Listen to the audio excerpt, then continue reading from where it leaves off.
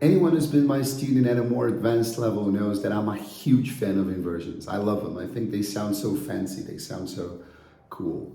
But one of the reasons why I like talking about inversions so much is because there's typically a misconception associated with inversions. People tend to think that inversions are super formal, and indeed some of them are. But using inversions is much more about sounding emphatic, about emphasis, than it is about formality, than it is about being super formal. So for example, when I say, never have I seen something as cool as this, or not only do I think this, but I also think that, my intention is much more to sound emphatic than it is to sound formal. Yeah? So that is why I think we need to study inversions more. We need to use inversions more.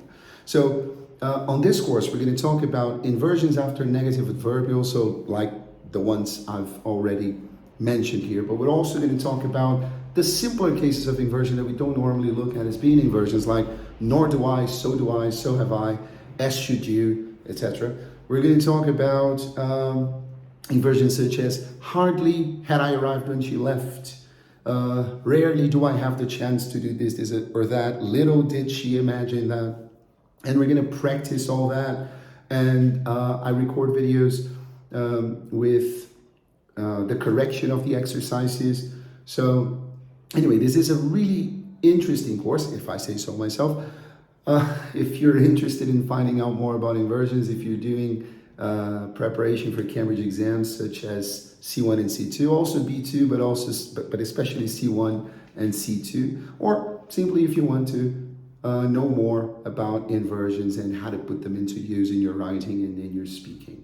All right, we look at a lot of real life examples from literature, examples from movies, examples from series, and so on. All right, so if you have any questions, in the description of the video here, you'll find my email address. And even though it's an asynchronous course, throughout the course, you have access to me. And if you have any questions, if anything is not clear, you can just send me an email and I'll always reply very quickly. All right, hope to see you on the course and take care.